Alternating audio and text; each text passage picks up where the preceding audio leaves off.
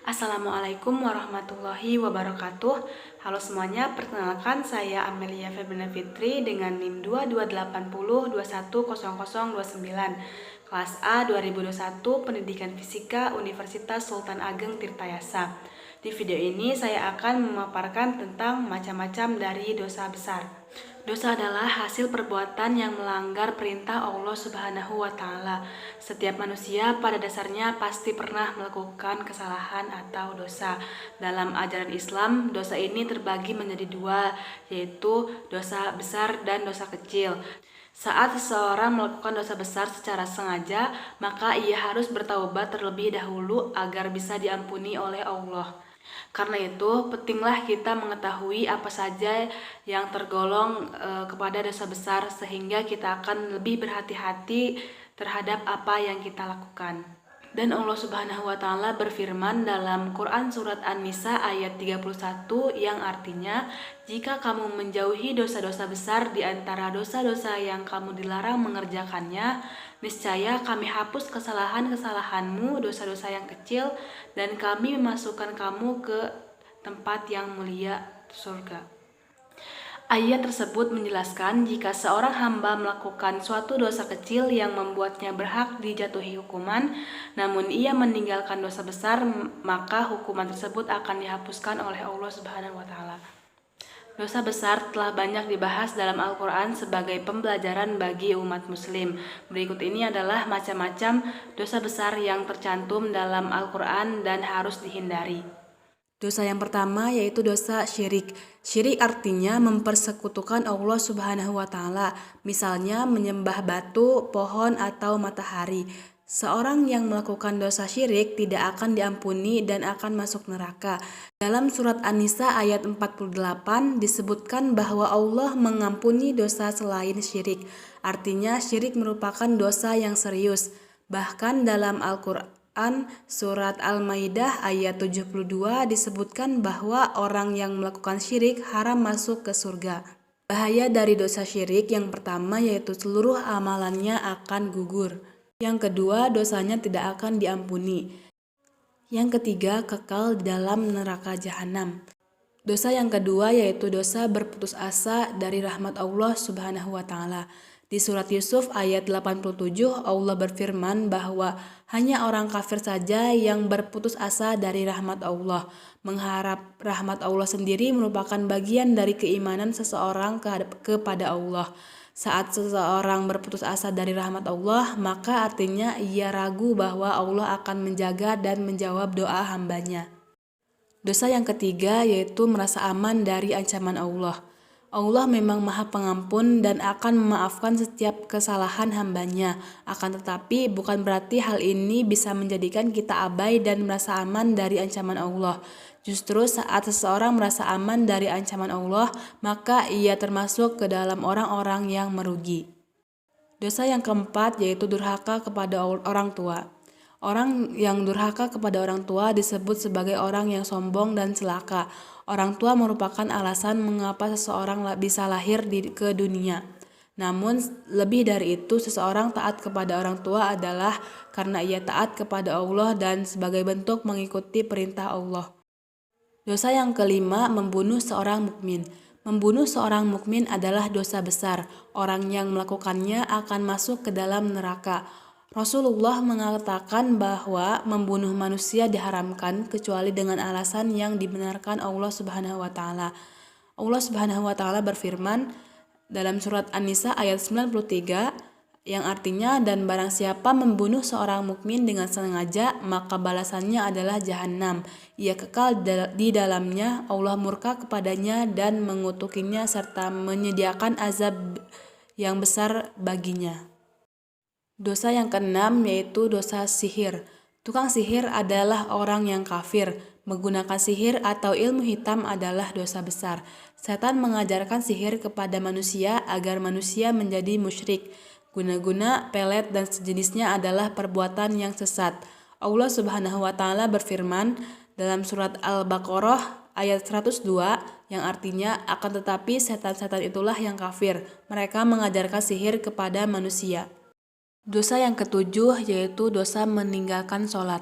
Orang yang meninggalkan sholat adalah orang yang lalai dan meremehkan sholat.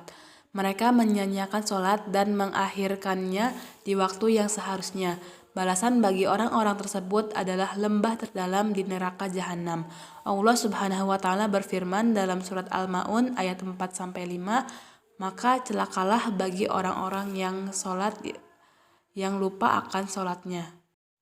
Dosa yang ke-8, tidak membayar zakat. Orang yang tidak membayar zakat dan kikir akan disiksa di neraka. Harta yang disimpannya di dunia akan digunakan untuk menyiksanya dengan amat pedih di neraka jahanam. Allah Subhanahu wa taala berfirman, dan kecelakaan yang besarlah bagi orang-orang yang mempersekutukannya dan orang-orang yang tidak menunaikan zakat. Quran Surat Fussilat ayat 6-7. Dosa ke-9 yaitu memakan riba. Riba bukan hanya merugikan orang-orang yang terlibat di dalamnya saja.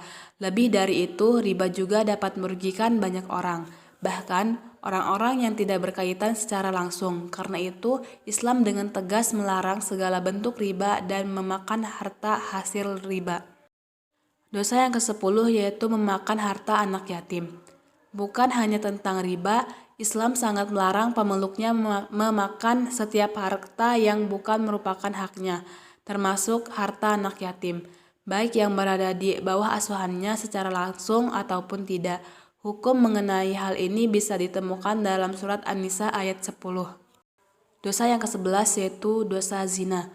Zina merupakan perbuatan keji yang besar dosanya. Hal ini karena akibat dari perzinahan tersebut bisa memberikan dampak yang luas, bahkan merusak tatanan sosial yang seharusnya rapi. Jika dari zina tersebut menghasilkan anak, maka anak tersebut akan sulit diketahui nasabnya. Selain berkaitan dengan sosial dan pernikahannya, hal ini juga berkaitan dengan hak waris dan hukum-hukum yang lain yang berkaitan dengan nasab atau keturunan. Zina merupakan salah satu perbuatan yang sangat dibenci oleh Allah Subhanahu wa taala.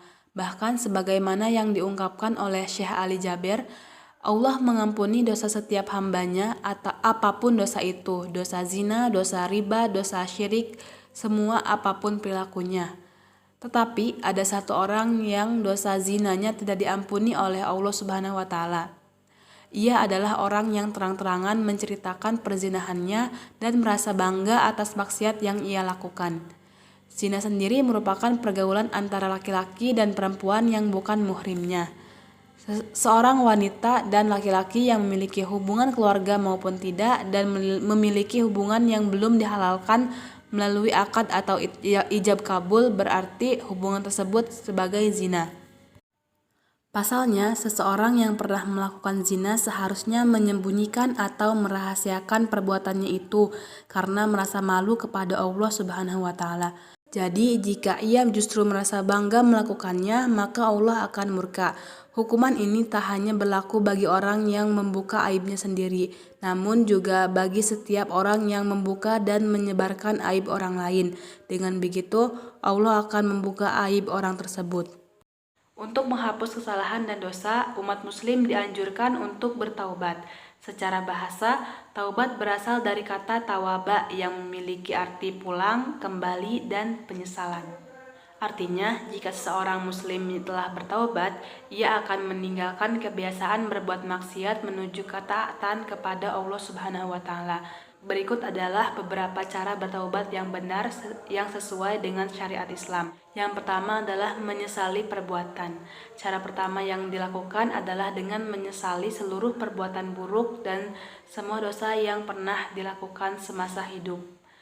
Sebab dengan penyesalan ini akan melahirkan suatu dorongan untuk meninggalkan segala bentuk kemaksiatan. Yang kedua, meninggalkan kemaksiatan. Setelah menyesali seluruh dosa yang pernah kita lakukan, selanjutnya adalah dengan cara meninggalkan kemaksiatan. Meninggalkan kemaksiatan itu adalah konsekuensi dari penyesalan yang kita rasakan. Yang ketiga, bertekad untuk tidak lagi melakukan kemaksiatan. Meskipun terkadang kita terjebak lagi lalu melakukan maksiat lagi, maka tetaplah bertaubat. Akan tetapi hal ini jangan dijadikan seperti suatu hal yang main-main, karena Allah Subhanahu wa taala akan senantiasa mengetahui niat tiap masing-masing individu. Yang keempat, salat taubat.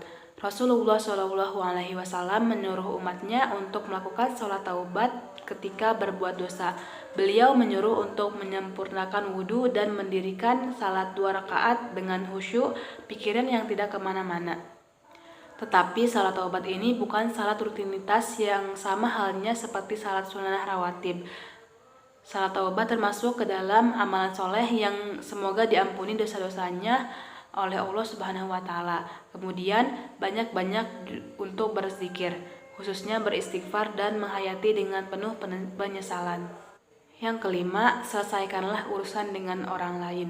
Jika suatu dosa yang pernah kita lakukan itu menyangkut permasalahan atau pertentangan dengan sesama manusia lagi, maka sudah seharusnya untuk segera menyelesaikan pertentangan tersebut dengan cara meminta maaf atas dosa yang pernah dilakukan kepadanya.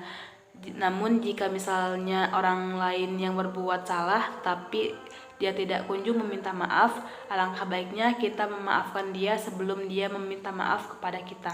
Cukup sekian dari saya, kurang lebihnya mohon maaf. Semoga bermanfaat. Wassalamualaikum warahmatullahi wabarakatuh.